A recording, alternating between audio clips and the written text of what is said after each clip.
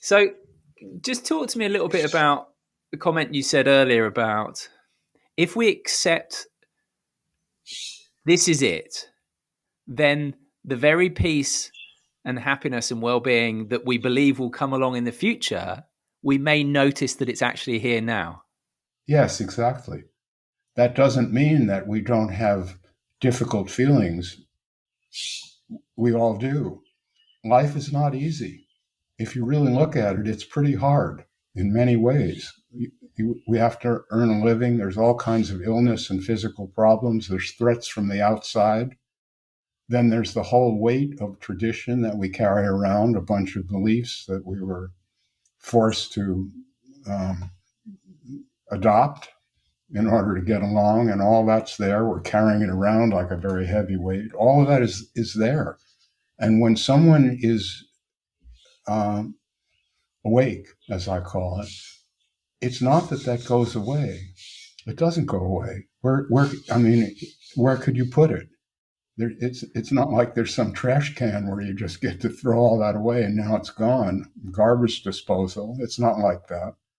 So the awake people that I know are fully adult. They are aware of the difficulties in life and the threats to our well-being and all of that. They're not happy idiots, but they understand that this is all we've got. So make the best of it. You might as well dance. We're at the party. It's a very expensive ticket to get in, a very expensive ticket filled with suffering and grief and loss. So the wise among us say, okay, I'm in the theater now. I've already paid the price of admission when I was born. So while I'm here, I may as well enjoy the show. Yeah.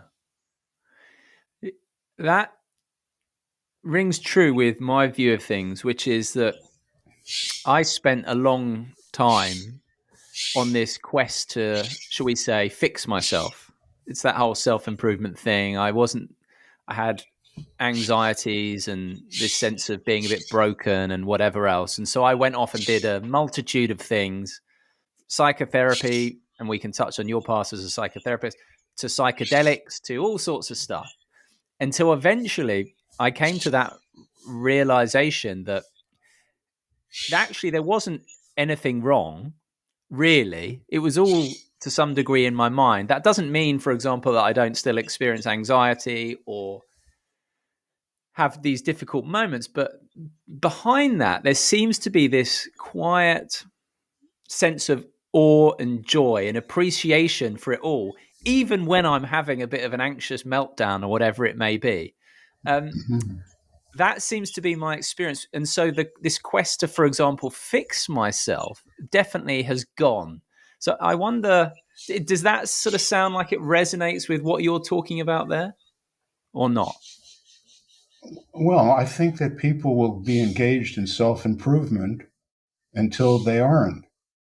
There's not a shortcut. I mean, you mentioned I did psychotherapy, and people often come to psychotherapy wanting to get better. I mean, that's the idea. I'm hurting now. I'll go to the therapist and I'll learn to be okay. And what really happens is you understand that there is no final place where you're okay. What it really is that you're coping with life moment by moment. And it's like any other sport. If you take a certain attitude towards it, win or lose, you're in the game. And as you were pointing out, it's the game, not winning and losing. The best players know that they will win some and lose some, and that allows them to just be free and participate without worrying about the outcome. I've known some amazing athletes in my time. I once found myself in the hot springs with this star American football player, Dwayne Thomas.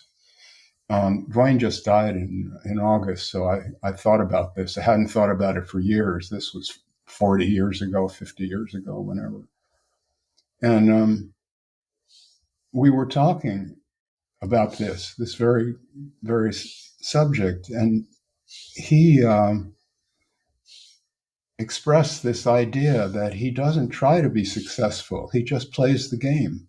He doesn't worry about whether he's going to score a touchdown or he'll get tackled. He just runs, and whatever happens, happens.